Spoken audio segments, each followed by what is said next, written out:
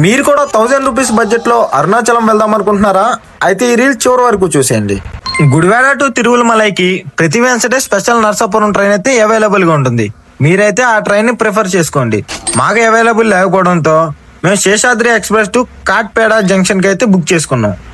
Morning 7:30 కల్లా కాట్పేట junction కి అయితే రీచ్ అయిపోతాం. రైల్వే స్టేషన్ నుంచి బయటికి రాగానే బస్ స్టాండ్ కి ఆటోస్ అయితే అవైలబుల్ గా ఉంటే పర్ పర్సన్ కి 35 రూపీస్ ఛార్జ్ చేస్తారు. ఇంకా బస్ స్టాండ్ కి వెళ్ళగానే ప్లాట్ఫామ్ 2 or 3 లో మన తిరుమలకి బస్ అయితే అవైలబుల్ గా ఉంటుంది. పర్ పర్సన్ కి వచ్చేసి 58 రూపీస్ ఛార్జ్ చేస్తారు. పైగా 3 hours జర్నీ. ఇంకా బస్ స్టాండ్ కి రీచ్ అయ్యాక టిఫిన్స్ అవన్నీ చేసి దర్శనానికి బయలుదేరాం. ఇక్కడ మనం లగేజ్ పెట్టుకోవడానికి లాకర్ రూమ్స్ అయితే అవైలబుల్ గా ఉంటాయి. ఒకవేళ 5 or 6 మెంబర్స్ వెళ్ళినట్టయితే రూమ్ నే ప్రిఫర్ చేసుకోండి, చాలా బెస్ట్. ఇంకా మేము రెడీ అయిన తర్వాత గిరి ప్రదక్షిణ అయితే స్టార్ట్ చేసాం. ఇది టోటల్ డిస్టెన్స్ వచ్చేసి 14 kilometers వస్తుంది. మాకు వచ్చేసి 5 hours అయితే పట్టింది. ఆఫ్టర్నూన్ లంచ్ వచ్చేసి ప్రతిరోజు గుళ్ళో అన్నదానం అయితే జరుగుతుంది. మాక్సిమం అక్కడ తినడానికి అయితే ట్రై చేయండి.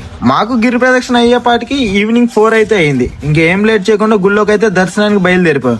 ఎందుకంటే ఇక్కడ అరుణాచలంలో శివాలయం వచ్చేసి ఓన్లీ 8 వరకు అయితేనే అవైలబుల్ గా ఉంటుంది. 8 తర్వాత మార్నింగ్ 5 వరకు గుడి అయితే క్లోజ్ లో ఉంటుంది. అందుకే మీరు 8 కన్నా ముందే వెళ్ళడానికి ట్రై చేయండి.